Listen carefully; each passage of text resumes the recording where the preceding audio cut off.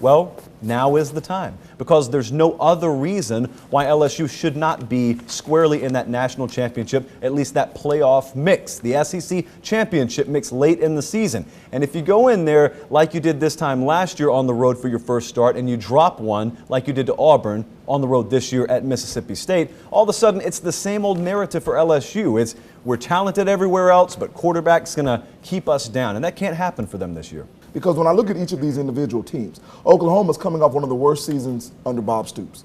They don't lose 5 games. As much as I think they underachieve when they lose 2, they don't lose 5. The defense was poor last year in Norman. I think they'll be a whole lot better, which is one of the reasons why I'm confident in Oklahoma going to Knoxville. Virginia Tech, Hawaii, Northern Illinois, Western Michigan, Indiana, Maryland, Penn State, Rutgers, bye, which could be as competitive as half the teams I've already named, Minnesota, Illinois, Michigan State, Michigan.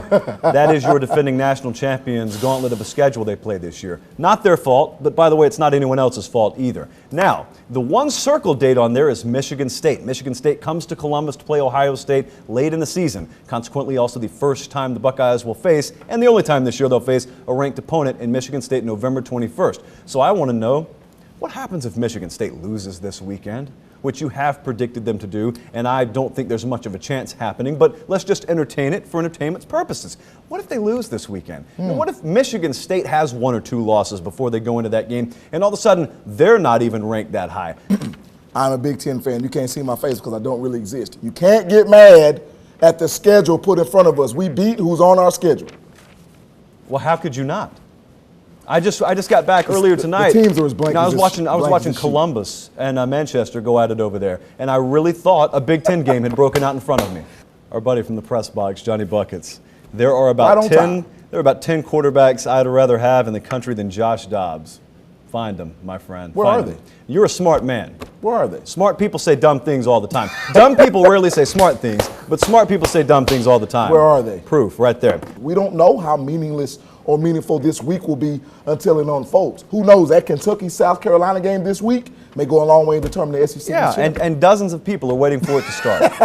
I'm watching it. We'll answer your questions when we come back. Football Nightly Down South. Oh. I can't say it. I mean, I would love to say it. I can't say it. Don't do it. Welcome back in. Football Nightly Down South. That's what I'll say. Before I forget to do this, you had a question. Where are we being watched? Yeah, that's not the question you asked me 10 seconds ago. Michael is watching us in Fort Benning. Matt is watching us in Phoenix City, as well as the control room, as it were. And Steven is tuned in Opelika. I know a lot of you waterlogged fans that are coming from Kinnett Stadium that said hey to me earlier tonight, which I appreciated, by the way, are watching us as well. Wherever you are, we appreciate it. Quick Facebook questions. Got plenty of them to get to here. Casey in Pine Mountain asked 2 days ago, and we apologize for not getting to it earlier, which conference will be left out of the college football playoff? I'm going to say the Big Ten. And the reason, I know you guys are looking at me like I'm crazy, but the reason I say it is the Big Ten has the smallest margin of error this year. You talked about it earlier, and you really just led into this point. When I think about it, if Michigan State loses to Oregon, then they go on to beat Ohio State, and then you got Wisconsin that is able to beat either of those 2 teams, I still don't believe a one-loss Big Ten champ gets into the 14 college football playoff.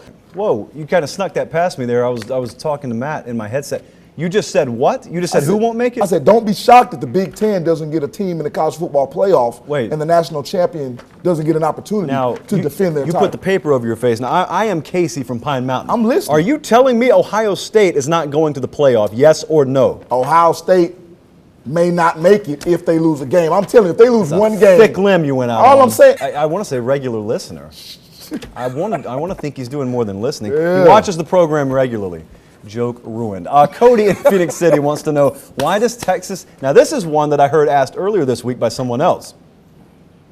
Why does Texas A&M get so much credit for beating Arizona State, but Northwest, I'll just admit it, this is a plant question. Cody does not exist in Phoenix City, but Johnny Buckets on the press box sure does. Why does Texas A&M get so much credit for beating Arizona State, but Northwestern gets none for beating Stanford? Well, let's talk about it, because A&M is considered to be a national championship contender. Not by yours truly, because I'm still not buying A&M. However, Northwestern is not even a contender in the Big Ten.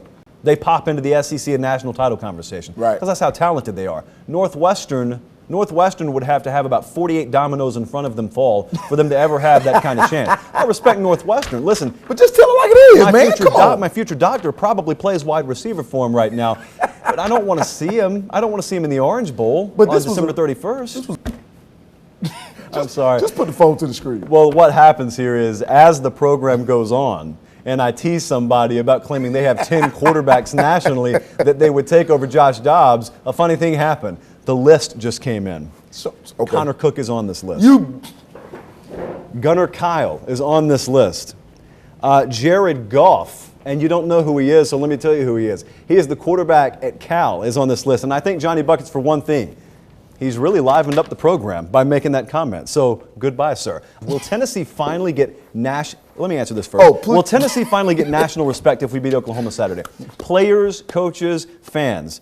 I really want to ask you to forget about the R word, respect. Did you ever notice how Ohio State, do they deserve respect? do they deserve it? As a program, do they deserve respect? Yes. Alabama, do they deserve respect? Yes. When in the world's the last time you heard Ohio State and Alabama demanding respect? They just go out on the field. They go out and earn it, man. Take it. You have been a 7-win program for the better part of a decade now. Now, I'm all over you this year, but the point is, go out and earn respect, and then you'll get it. The ones crying for respect are usually the ones who don't deserve it. Don't be the guy who cries for respect. Just go earn it. And this is Tennessee Junior right here telling you guys. It that you need to is. listen. Smokey Jr. Used to be Cocky Jr., but I got off that South Carolina bandwagon. Is that every team has an opportunity to grow into their depth. And it generally happens towards the end of the season when you know whom you need to play and what's transpired during the season. I just think week 2 is a little bit too early for the depth that Tennessee will have weeks 9, 10, 11, 12, in my opinion, to show itself even at home against Oklahoma. So I wavered. All week I wavered. I can tell. And I teased and I teased and I teased. But after what I said about Josh Dobbs earlier tonight, you actually thought I was going to change my mind here. If anything, I gave Tennessee a couple of extra confidence points. And I'm going to beat you with those confidence points, by the way. Tennessee wins this game. This springboards Josh Dobbs into, by the way, his rightful place in the national conversation of best college football players, regardless of conference. Michigan State, I thought about bumping it up to a 10. I did it with Bama last week. This game a little bit closer, but Michigan State very confident in that. LSU, like them going on the road. If Brandon Harris can't get it done, I hope that defense can get it done.